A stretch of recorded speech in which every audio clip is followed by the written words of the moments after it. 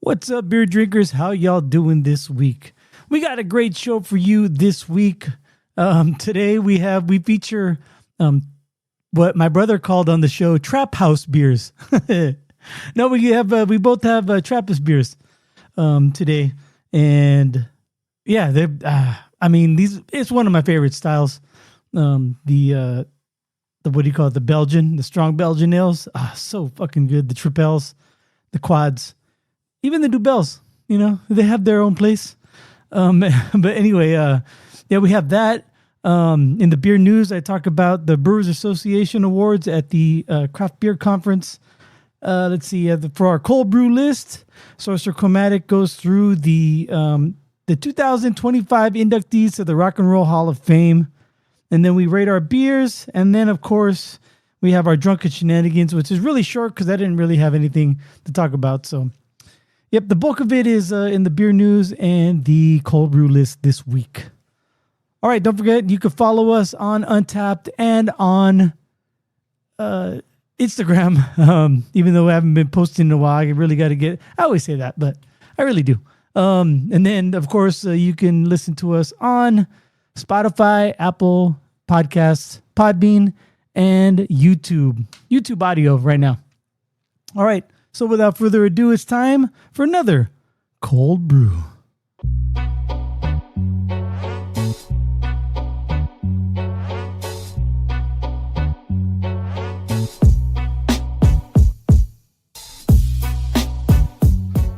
Coming at your pre-recorded from Cold Brew Studios, I am Greg. He is Sorcerer Chromatic, and we're here to talk about beer. Yes, we are. How you doing this week, man? Oh, not bad. Quick week. I did a field trip with. Well, I volunteered to go on a field trip with my older daughter's class. Although she's still just in TK, but we went to the zoo, which was it's a good fun experience. Chaperone, eh? Yes. That's funny. I mean, it's funny because my daughter at 13, she won't let her mom and I go on be chaperones for anything. Oh, of course not. The other day, the most irresponsible people I know. The other day, she went to her mom with the permission slip because they had to walk from their school to the high school so they could practice for the promotion. But for her choir has to practice, and she already checked no on the chaperone box for her mom and I to sign. That's funny. Wasn't even an option. But anyway. Cool, man. All right. The zoo's fun, man. What's your daughter's favorite animal at the zoo? She liked the giraffe and the flamingos. Oh, yeah? She stand on one leg? Yeah. That's cool. That's awesome. Cool, man. All right. Well, let's get to some beers, shall we? Sure. All right. Today I have in front of us from our good friends out in Belgium from one of the Trappists or one of the abbeys out there. What do they call them? A Trappist ale? Yes, the trap house ale. Yeah. Well, they were trapped before them dirty Southers were, right? Right. No, this comes to us from West Mall. I have their Trappist Tripel. It is a extra strong beer. Or a Bière Extra Fort. 9.5% alcohol by volume. Ingredients are water, malted barley, sugar, hops, yeast. And then it has it in French. How continental of them. And I think this means it was born on August 30th, 2023 and drink before August 30th, 2025 because it has two dates. As August 30th, the 23, and the right underneath this is 25. So I'm thinking it's drink before then. So just in the nick of time. Let's see. Notice how they didn't adjust it. Notice how they didn't adjust it by 1 day for leap year in 2024. And notice how they didn't go from meters or metric to imperial. Thank you. Imperial time. Yeah, that's right. Imperial time. All right. Without further ado, pop off. Ooh, look at that smoke coming out of there. What do you got? I have from from Saint Bernard Abbey Mm, near Sharnwood Forest. I have their Tint Meadow. Is it tint or tint? Or taint, sure. I hope it's not taint. right? Taint meadow, a whole meadow of It stinks. roll your windows up when you drive by. Right.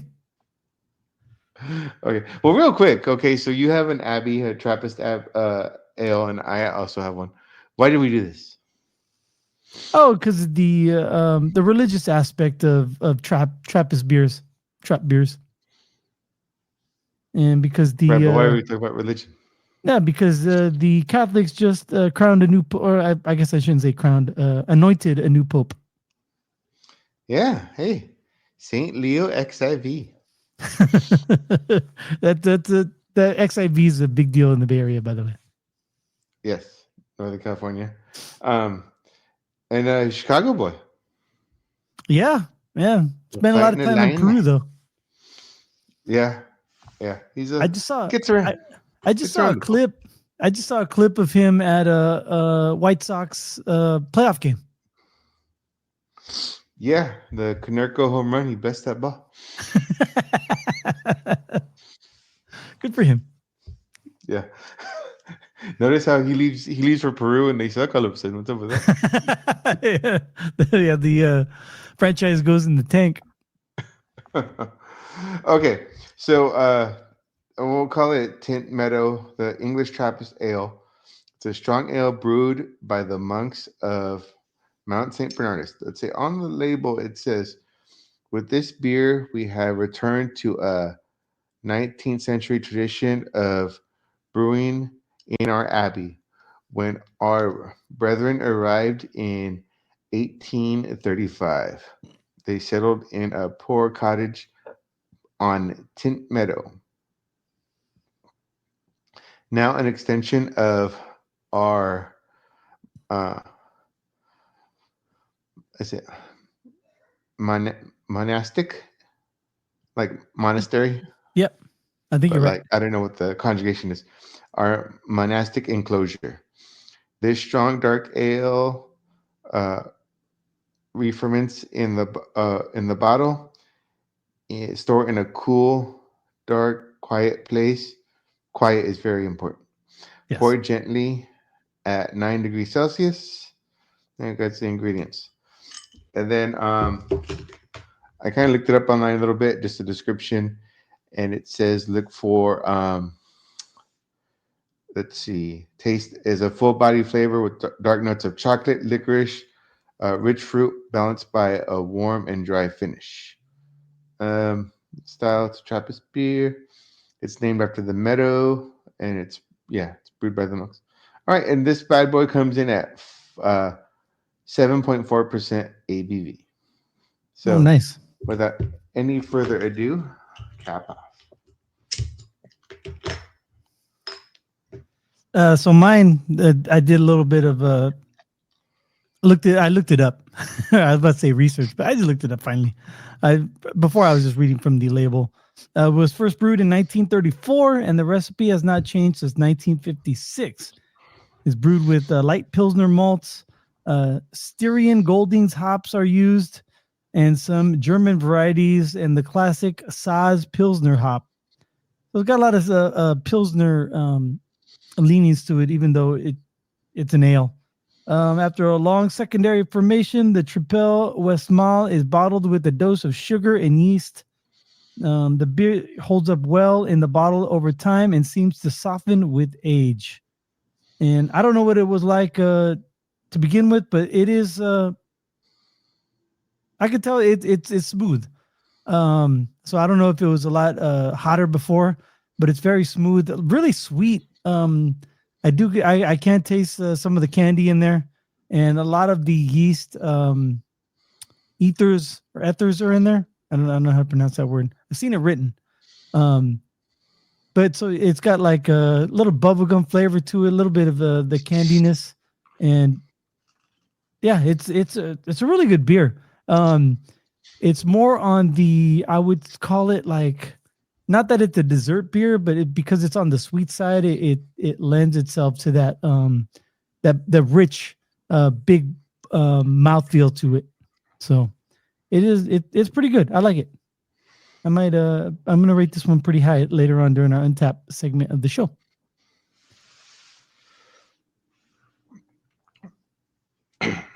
Okay, well, you were sipping on yours. I was, or no, talking about yours. I was sipping on mine. Right. Big mouthfeel right away. Big mouthfeel. Very, very strong flavors, rich. There's a lot going on for this Trappist. Good. Have you ever had that one It before? has like that. No, no. In fact, my experience with like these Trappist, I call them Abbeys. I don't know why. Maybe it's something I learned when I first, because the whole Trappist history. We did a show on this too about how there's only like 13 certified brewhouse Right. Trappist in the world, and the what do you call it? The ingredients also have to be regional and brewed traditional styles or Yeah, and recipes. So only so many yeah, of and your employees could be secular or something like that. I think. so with that, wasn't there only one in America at the time, or even there was one in America and it closed? So they're I all think you're European, right. right? All Yeah. imports. Yeah. When we brought it up, I think there was one. I think it was back in New England somewhere, and I think they have closed. Right. So yeah, although something I equate them to is just like the Belgian strongs or the old school Belgians that have that deep, rich flavor that to me it has that finish of like a dried fruit sweetness. Mm-hmm. So that's what's showing up right here. But yeah, big mouthfeel, very dark in color, low carbonation notes, aromatics. I'm still kind of stuffed up. I mean, it smells like beer. That helps it. Good. Very good. Yeah. That's good, man. All right. We will rate Yeah, our this is a heavy beers. hitter. Has a lot Yeah, of as flavor far going as like a bold flavor, or is it like it tastes like warm? Between a warmer and something sweet. Okay. Yeah, yeah, I'm really getting that. Like I said, that dry fruit flavor. That's because I mean that's in the finish. That's what I'm picking up Yeah, longer than anything else.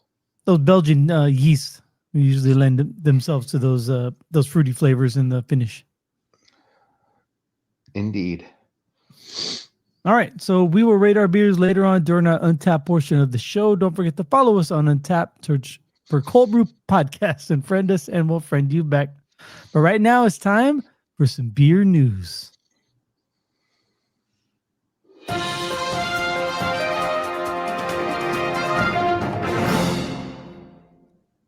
I was late to the button. I always forget to raise the slider because I pulled all the sliders down when we're all done. I don't know. I feel like I'm using the mixing board even though the power's not on. Let's see. All right, so the couple stories. One of them. See, where did I put that one? Oh yeah, that's right. I didn't put it anywhere. I hold on. See if I can find it real quick. If I can't, I'll just go to the next one that I have already saved. And of course, I can't find it when I need it. I should have saved it. Damn it. It's all my fault. My bad. All right. So the one story I did want to bring up, because it was I mentioned it last week that they had the World Beer Cup at the Craft Brewers Conference, and they gave out all the awards, but they also gave out a bunch of news. It's not just hey, let's it's not like the Great American Beer Festival where it's mostly just about the beer, and it's also the Brewers Association also gives out some awards, and they talk about the state of craft beer and all that stuff. Some of the award winners, the industry award winners, I thought was kind of interesting. The first one is the Russell Shearer Award for Innovation in Craft Brewing. Went to Ron Jeffries in memoriam. I guess the guy passed away. Founder of Jolly Pumpkin Artisan Ales out of Dexter, Michigan. This award is presented in honor of Wynkoop Brewing founders, partner Russell Shearer, to an individual or company for their innovative contributions to the brewing industry. Ron Jeffries, who passed away in 2024, is this year's recipient of the Innovation in Craft Brewing Award, embodied the spirit of the Russell Shearer Award for Innovation in Craft Brewing. His passion, dedication to excellence, and commitment to sharing knowledge left a lasting impact on the brewing community. Ron's journey began in the 1980s, sparked by his curiosity for craft beer, which led him to study brewing science and work in the industry. In 2004, he and his wife Lori founded Jolly Pumpkin Artisan Ales. I haven't heard that name in a while, but I remember when I first got into this, when you pulled me into this craft beer game, I remember seeing them all over the place. Excuse me, take a sip. Yeah, go ahead. I just said indeed with Jolly Pumpkin. Yeah. Jolly Pumpkin, a brewery known for its fun, quirky spirit and pioneering wild oaked sour beers. That same year, Jolly Pumpkin won a gold medal at the GABF. As an early supporter of the Michigan Brewers Guild and longtime board member, Ron played a key role in shaping the craft beer scene throughout the world and was a mentor to many. His legacy lives on through his commitment to artisan brewing and innovation in craft beer. Next is the Brewers Association Recognition Award to the NC Beer Community, the North Carolina Beer Community. Hurricane Helene's devastation on September 27, 2024, brought over 20 inches of rain, extreme flooding, and landslides that destroyed roads, bridges, and entire communities. More than 7,000 roads and 650 bridges were damaged, and 106 lives were lost. In Asheville, Buncombe County's water system failed, leaving residents without potable water for 53 days. Without power and cell service down, families were disconnected. Breweries nationwide stepped up. Tap rooms became supply hubs. Trucks delivered emergency aid, and impacted breweries served as relief centers. Highland Brewing's Leah Ashburn captured the moment. We can't brew without water, so each day we adapt to meet new needs. The NC Craft Brewers Guild launched Pouring for Neighbors, raised $250,000 through national brewery support. Its new nonprofit, the NC Craft Brewers Foundation, has distributed $152,000 in grants, ensuring breweries can rebuild and continue serving their communities. Next is the FX Matt Defense of the Industry Award goes to Ted Zeller, Norris McLaughlin, and the Brewers of Pennsylvania. Ted Zeller and this year's FX Matt Defense of the Industry Award winner entered beer law in 2006, leading a landmark case against InBev. His work caught Dick Yingling's attention, sparking ongoing collaboration on legislative and distribution efforts with DG Yingling and Sons. In 2009, Ted helped Yingling fight a wholesaler bill threatening franchise laws. He connected with craft industry leaders, including Bill Kowaleski of Victory Brewing Company and Chris Tronger of Trogs Independent Brewing. I still don't know how to fucking pronounce that brewery. Playing a key role in forming the Brewers of Pennsylvania, where he currently serves as general counsel. Among his countless contributions to craft beer advocacy, these stand out as especially significant. Opposing franchise laws expansion before Pennsylvania Senate, authoring laws streamlining brand registration, packaging, and direct sales, negotiating a reduced 1.5% beer sales tax, defending craft brewers in antitrust and licensing cases, and advocating for breweries as essential businesses during COVID-19. And around here, beer is essential, if you ask me. Let's see here. Brewers Association Mentor of the Year Award goes to Sean Mullen out of Stone Brewing Company. Sean began his career buying beer for a Massachusetts liquor store group, building craft-focused programs centered on quality and education. In 2014, Sean relocated to Seattle to expand Wallace Brewing sales territories, later joining the Odom Corporation as national account manager to support craft brands and building chain retail business. 2019, Sean joined Stone Brewing, where he currently serves as Director of National Accounts, off-premise for the East Coast. He earned his advanced Cicerone certification in 2022 and joined the Brewers Association Market Development Committee in 2024.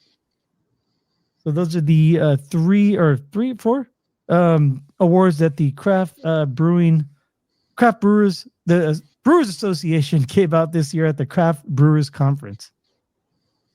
Good stuff, man.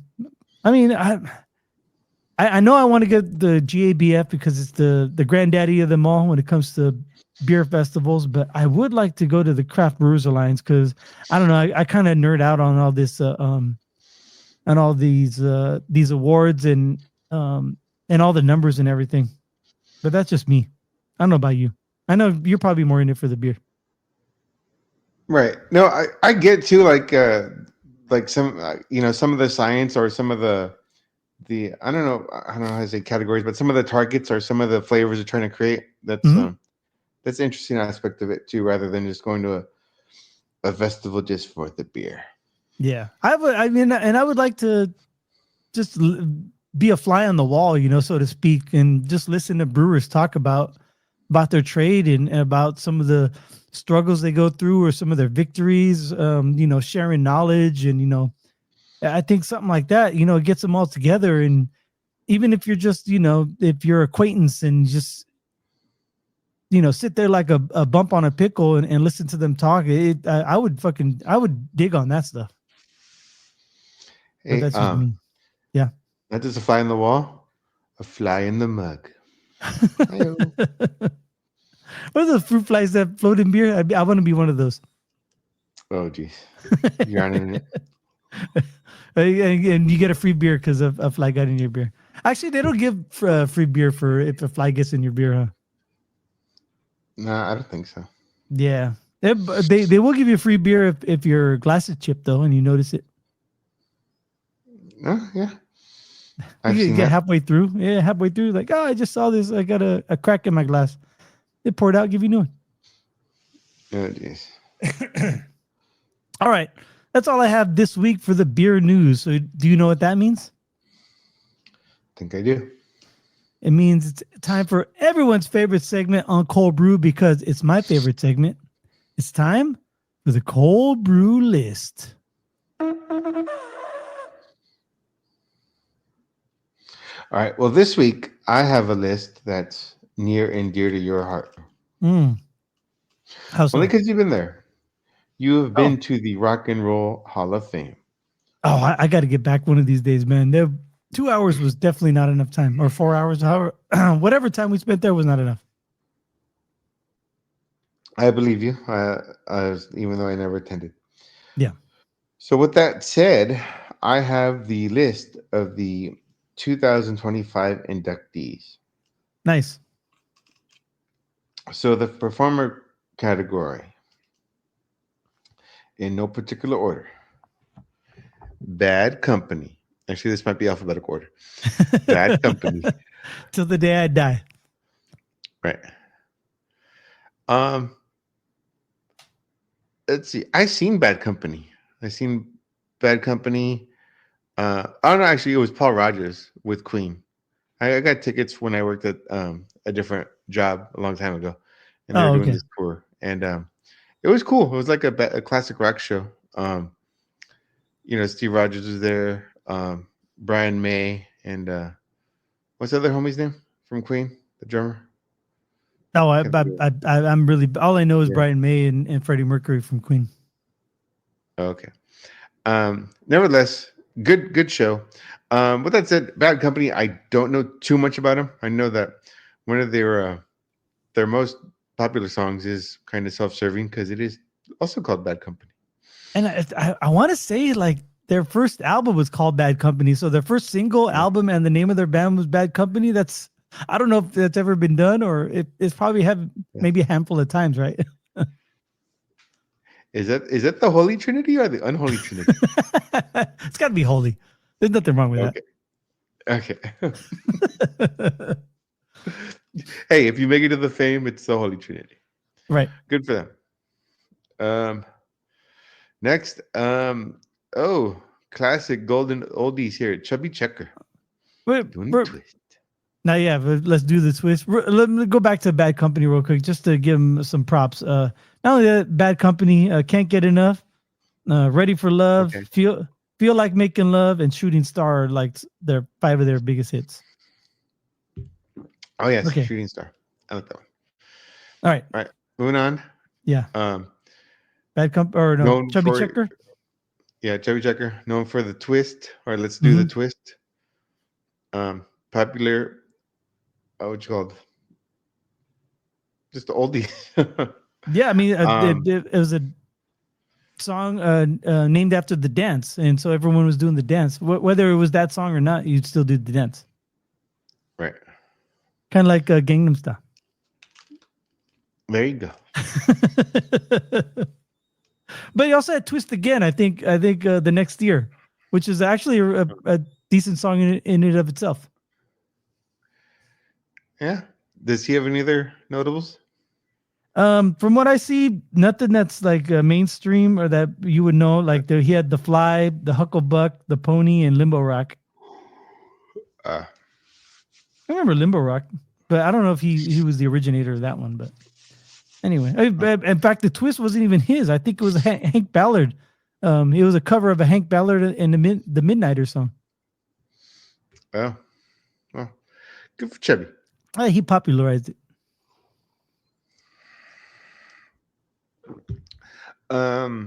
Next up on the list, Joe Cocker.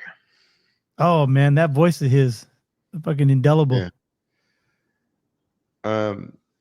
What's it called? I like Wonder Years. It always makes me think of the Wonder Years. Obviously, oh yeah, they use that for the intro, and yeah, man, just his rendition of that song is beautiful. I mean, just great, you know. Right? Yeah, the with the little help from my friends. Yeah. Also a cover. Yeah, he. Oh, you know, I remember listening to Howard Stern, and this was a while ago, and they talked about a song where the remake was bigger than the original, but they were both hits, and I think this one was in the finals. Yeah, it's got to be up there, along with maybe the Watchtower, or All Along the Watchtower. Was another one that comes to mind. Blinded by the Light was another one. I Will Always Love You. You know, there was some there was a little feedback on that. Was how big of a hit that was that for Dolly, though? You know. Oh yeah, I have no idea. Yeah, I think a little some of her time, but like from or from another one I like of his is the All Right, or Feeling All Right. Yeah, Feeling All Right. Yeah. He's got a vibe to him. I like Joe Cocker. Yeah, me too. Some of the songs. I mean, I don't know his whole catalog. I haven't got too deep, but same. He's got some hits. Mm-hmm. His hits are catchy. Right. Next up, Cyndi Lauper. Oh man, icon of the 80s.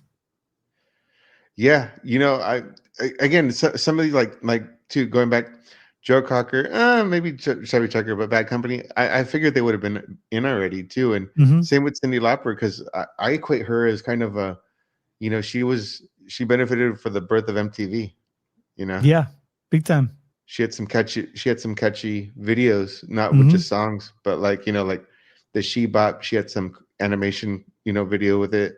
Of course, the Girls Just Want to Have Fun featuring Captain Lou. Like, oh yeah, you know, the whole fact that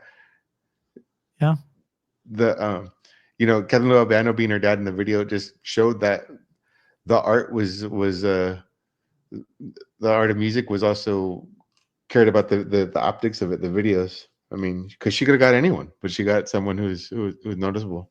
Yeah, and with that, I was about to say, and she was involved with WrestleMania. Oh yeah, back when they wanted celebrities, right? Yeah, she was all in it. Yeah, but she had the Girls Wanted to Have Fun, She Bop, Time After Time. Don't forget that one. That one's been covered so many times. And All Through the Night. I like that one. That was a really good one. She was on Howard one time, and she was saying for that All Through the Night song, she was singing the harmony, and she wasn't singing the melody, she was singing the harmony, and that's how they recorded it. It's her singing the harmony, not the what the melody was supposed to be. Yeah. I thought that was kind of I interesting. also want to Anyway. shout out her. I don't know the name of the song, but the Goonies song. Oh yeah, Goonies are good enough. Good enough. Oh, okay. Yeah, I think Goonies are is in like or Goonies is parentheses, or good enough is in parentheses. It has Goonies in the title of the song.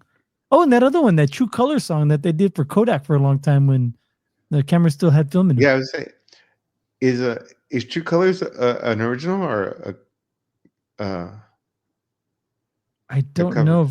From what I'm reading here, I think it was an original. I could be wrong. Yeah. Well, people covered it from her then. Right? Yeah, yeah. Okay, moving on. Outcast. Ah, very nice. Fuck yeah, dude.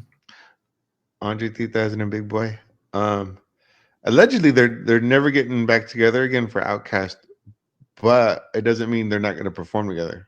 This article I read, or this clickbait thing I got one time. Oh yeah, I mean, never say never, right? Yeah, me, I'm a fan when rap acts make the Rock and Roll Hall of Fame, and Outcast. They really represented for the South. Yeah. They, what do you call it? I think 30 years ago, Players Ball or Players Anthem came out. Was it 30? Jeez. I think so. It's 94. So yeah, it's been 30 years 31 since Players Ball came out.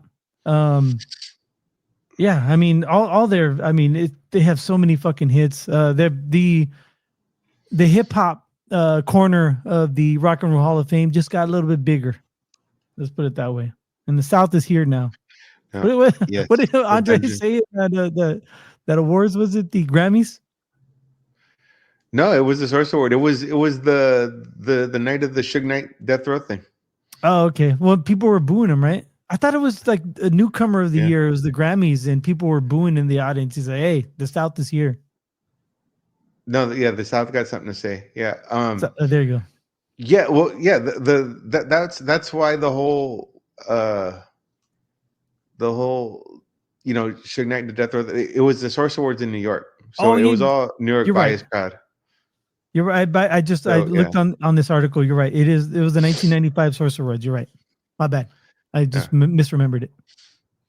Right, and that's what they said too. Like Outkast was kind of like, wait a minute, man, this is supposed to be a celebration, and you guys are just out here, talking shit to each other, beefing over whatever you guys got going on, not really the music. So yeah, they felt overlooked with that. At the same time, it's like they didn't show up with numbers in New York to get start getting things handled. So yeah, just like just like Too Short said, you call me weak because I don't sell records in the East.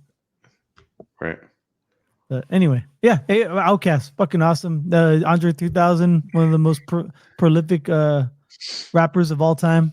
Big Boy's no slouch either. We talked about him a couple weeks ago, but yeah, good for them, man. Fuck yeah. Soundgarden. Oh shit, man. They were the pioneers of alternative music. Right. With the grunge scene breaking through. Yeah, before it was called grunge. Yeah, they had I think they formed like, I want to say like in 1984, 1985, something like that. And then they didn't really come out with a big album until like the 90s, early 90s. But Super Unknown, which is like 93, 94, that was their breakout right there. Yeah. I mean, yeah, Chris Cornell, super talented.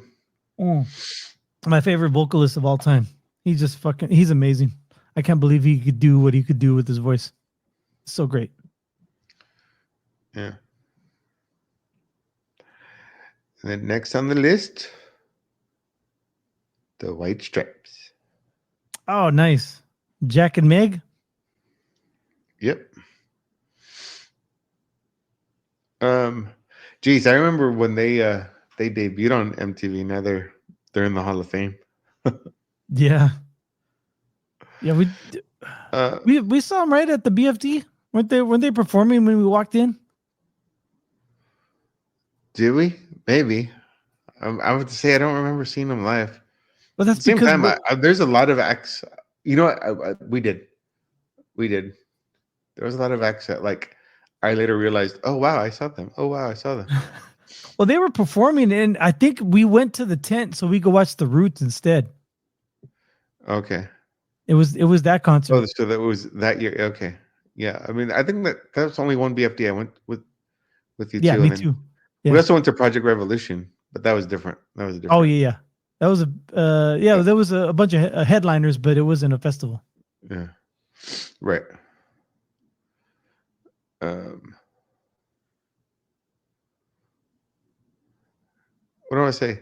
Oh, I just, I was talking with my wife about it too. Just going back to the origins of the White Stripes. Their breakout song, "The Seven Nation Army," and like how Yep. that's huge at sporting events. That Now, whole yeah. singing that bass line. It's like, I don't know if Jack probably wrote it, or if Meg wrote it, or one of their producers wrote it, but like, who would have known at the time that that would be one of those just chants at a sports event like that, like all over the country, not just in one stadium. Right. Yeah. Yeah. They didn't. I don't think whoever wrote that didn't write it because they thought, hey, I'm going to write this big, larger than life, a riff that's going to live Right. on in popular culture Yeah. for the long time. But here we are. Yeah, I mean, don't get me wrong. It's a thick bass line. I mean, it's good. It just that's basically the whole heartbeat of the song, and it's just like, wait a minute, this is really catchy here, Yeah. Yep. Was it the Ravens, right? That they're no famous for using it, like maybe one of the first ones to use it. I believe one of the first ones that now it to me, and not taking away anything from the Ravens. To Yeah. me, it's really big in the college games. That's Yeah. where I hear it more. Well, because Mhm. I probably flip through and see more games overall, and I'm sure other pro teams use it. Like a lot of Yeah. teams, they use that what's the name? Timmy Trumpet, the Timmy Trumpet Narcos. They use that a lot now too. Oh yeah. Yeah. That one. I mean, you go back like "We Are the Champions." People, or "We Will Rock You." I mean, Uh, people use that all the right. time. Or Gary Glitter's "Hey." Or Who Let the Dogs Out. It's all All right, now we're getting into the hack territory, or not hack, but okay. the pop territory. But Oh, geez. All right. Well, that rounds off the list of performers. mhm. And then the Musical Influence Award. Jay's old school lady rap group, Salt and Pepper. Mm. So great, man! All their songs back in the '80s, fucking loved them. Yeah. Um, I'll tell you the story when I see you, because it's a long story. So this is going Okay. to be a huge teaser. But my youngest daughter, one of her favorite songs is Supersonic. Okay, that's JJ Fad, but all right. Yeah. Yeah. What do you do? But see, they won the Musical Influence Award, Oh, even though okay. they were more contemporaries than influencers. But nevertheless, Um, um, what do you call it? shout You, out to you should JJ. introduce her to None of Your Business next. Oh, geez. If she wants to be freaky and sell it on the weekend, it's none of your business. Jeez. The next Musical Influence Award is Warren Zevon. Not familiar with oh, Warren Zevon's music. Werewolf of London. Oh, really? That's him? Yeah, that's that dude right there. I saw a werewolf having pina colada at Trader Vic's. His hair Huh. was perfect. Well, I'm getting chicks. All right. Now there's musical. that's where I would have went with that. But go ahead. Then it's the Musical Excellence Award. Tom Bell. I'm not familiar with Tom Bell. Singer, songwriter, arranger, one of the mighty three. It says here in the write up. Born in Kingston, Jamaica.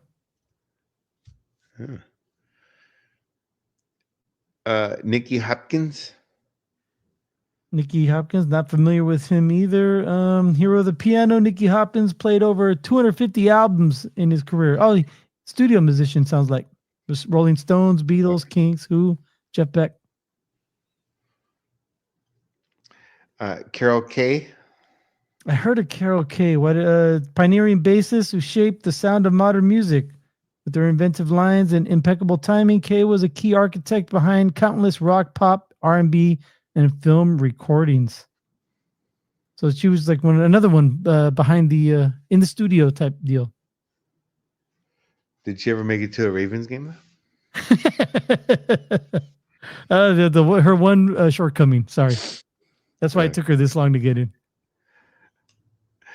And then there's this. Oh geez, Ahmet.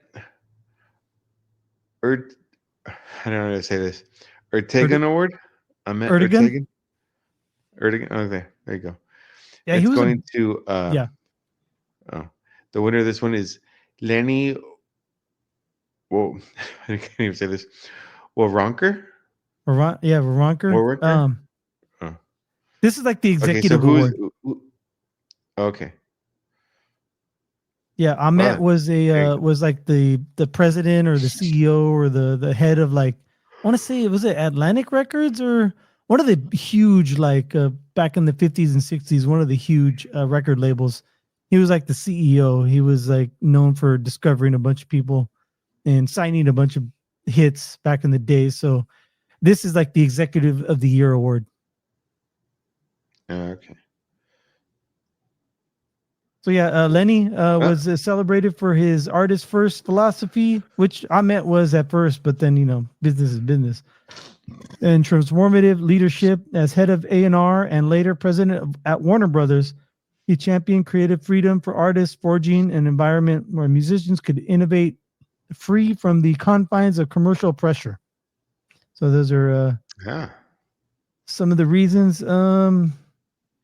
Let's see, any hits? Doesn't give any of his signings.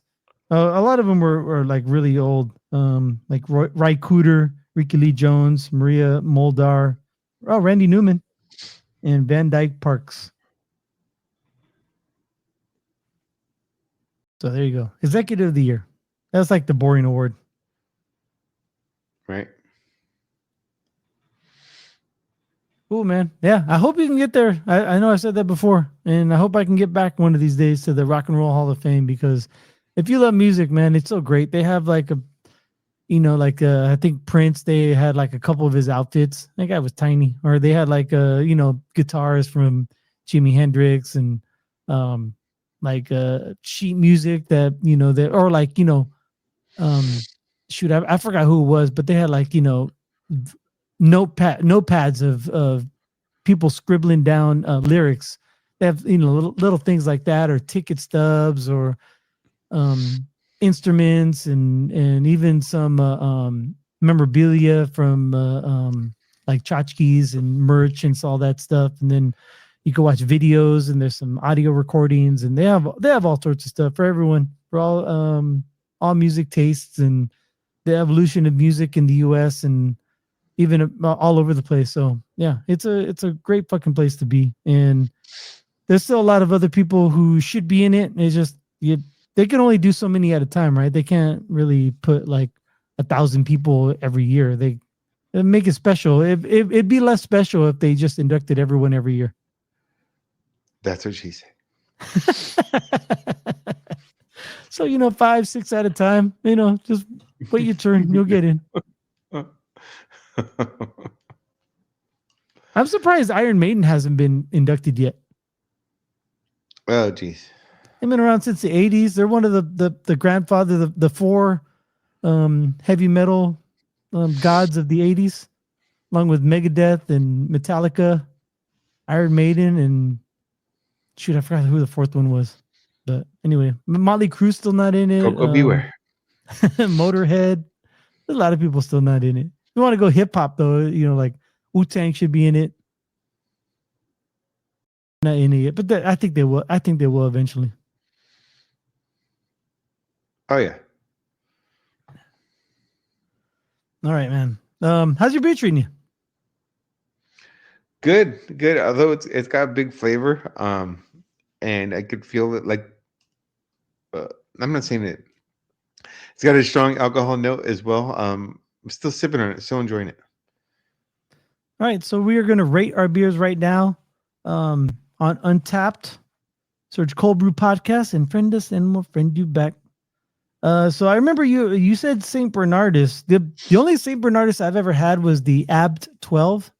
Is that how you pronounce it? Oh, I know what you're talking about. Yeah, It's got that blue label, that monk this is holding up a from. beer and a blue label. What's yours It's called from. again? I forgot. Wait. This is. It's called Taint Meadow. It's Tynt. Oh, I But see it. this is from Mount Saint Bernard. I don't Oh, think it's Mount. Saint Bernardus. Oh, okay, Mount Saint Bernard. My bad. You're right. I typed in Saint Brüe, St. Brüe, Yeah. and that was the first one that came up. But like the fifth one Okay. down is the Taint Meadow by Saint Bernard Abbey. That's how I got it. What would you like to rate this beer at? Well, I don't have a lot of Abbey experience, although I Yeah. do have a lot of strong beer experience. I'm gonna give this a 3.75. Oh, okay. It has an overall rating right now of 3.65. 6 of our friends have rated it for an average of 3.62.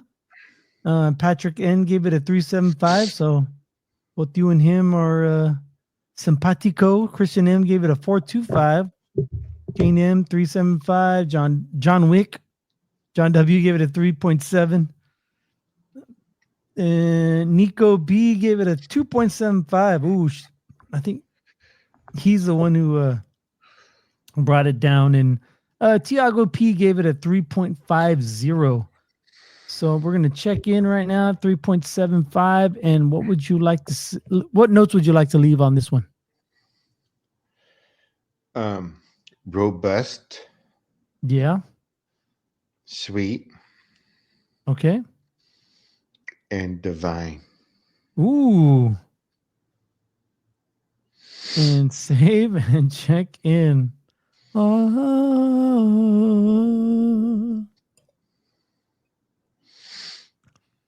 How are you with that Gregorian chant music? Say that again. I like. How do you feel? Like, how do you feel? Or do you like it? Do you not like it? Don't care about the Gregorian chant music? Oh, I mean, it just to me that's like ancient music. I mean, Yeah. it's not English, whatever it is. I get it. It's like there's like some of the religious aspects to it that's tied with. Mm-hmm. To me, yeah, it's just kind of like a background noise or note. Yeah. No, I get it. For me, it's like almost like it's more of like mood music. Right. It like I don't know what they're saying. I don't know what they're talking about, but it evokes a mood out of me when I hear it. And it's not a bad mood or anything. It's not a I don't feel you said divine. It's not like a divinity type of thing. It's almost like a contemplative or introspective type of mood when I hear it. All No, I right, get so that. I have from Westmail, Trappist Tripel. I like this one. I've only had a couple other Trappist. I had the Trappist Rochefort. I don't know how to pronounce that. I've had that one. I think I like that one a little bit better than this one.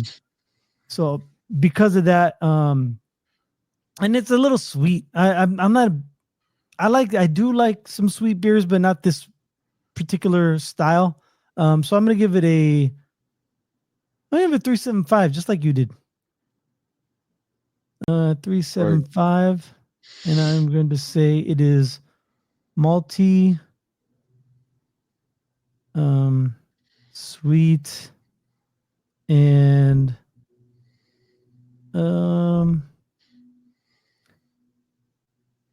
just malty and sweet, I guess.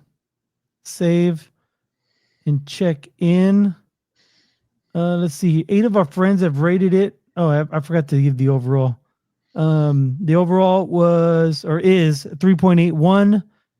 8 of our friends have rated it for an average of 3.66. Christian M gave it a 3.25. Stasia T gave it a 4. Christian N checked in a bunch of times. Tim S gave it a 4.5. Rachel B gave it a 4. Oh, that's my buddy Rachel Bierkowski. Stasia. Patrick M gave it a 3.5. Nico B gave it a 1.75. And he wrote something in Belgium, I think. What the hell does this mean? I'm trying to BETJEOUD. I'm gonna see if I can get some translation going on here.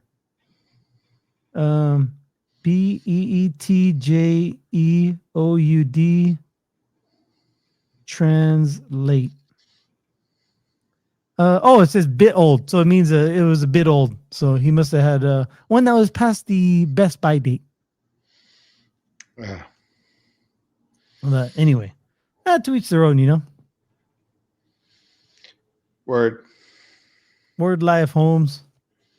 I don't have anything for today. I was trying to think of something to talk about. I mean, there's sports. We have to talk about sports. The NBA basketball. Kind of sucks that Steph Curry got hurt. He's not coming back this round, dude. He's done. It's a hamstring. Yeah. Which sadly means the Warriors are probably done. Yeah, they're down 2-1 right now. They won the first game. They lost the next two, but yeah, they're probably. And it's unfortunate. I don't know how they probably wouldn't have won the whole thing. I think by the next round, they probably would have been tired. They would have been gassed. They're old. They have to go. They kind of been playing. I think I've heard it. Someone say that they've been kind of playing in the playoffs since February because they were so far down. They had to rally back and try to win a bunch of games just to get into it. Right. I get that too. And it's like, well, the other thing is, even though they did go in as the 7th seed, they probably would have been better had they had Butler since, game 1. Right. The whole, they're not the same team now as they were in the beginning of the season. Mm-hmm. And I know I've talked about it before, even on this podcast, the Jimmy, but playoff Jimmy is different than regular season Jimmy, but you can't expect him to get 30 points every night. That's just not who he is. I mean, you're lucky if you can get 15. So they really need Steph to win games.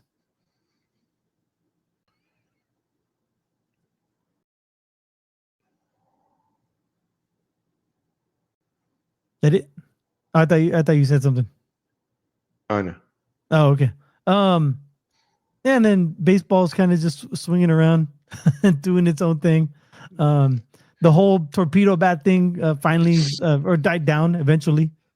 So, and yeah, I mean, really not a lot going on. We got Mother's Day going on tomorrow. Oh yeah, what are you doing for your wife for Mother's Day? I know she's not your mom, but it's a secret. This coming out Friday, Holmes. I know it. No, we're gonna take a small trip. Nothing crazy. Not tomorrow, but we have a surprise for her, basically. Oh, okay, cool. Not a surprise for her, but like some how do I explain it? Out of the ordinary, not non-routine. It's just in the works. Yeah, pretty much. Okay. Right on. And then Memorial Day is coming up soon. You guys any plans for Memorial Day? Yeah, well, more graduation season. Oh, we have family graduating, from different levels of academia. Right, yeah. Oh yeah, I got my daughter's coming. My daughter's promotion. She keeps she always corrects me. Not a graduation, it's a promotion into high school. So got that coming up, and then at the end of the month, man, we got Firestone Walker. We ready? You ready? Yeah. Oh yes, man, I'm excited, man. I cannot wait. Cannot wait. And we could one of my highlights is just recording live with you again. I mean, like face to face. I mean, we're recording live, but always fun times. All right, man. Anything else you'd like to add to this week's episode of Cöld Brüe Podcast? No. Cool. All right. I'm good. Thank you for downloading you yet to our yes. again another Cöld Brüe podcast. I am Greg. He is Sorcerer Chromatic, and we'd like to wish you cheers. Until next time.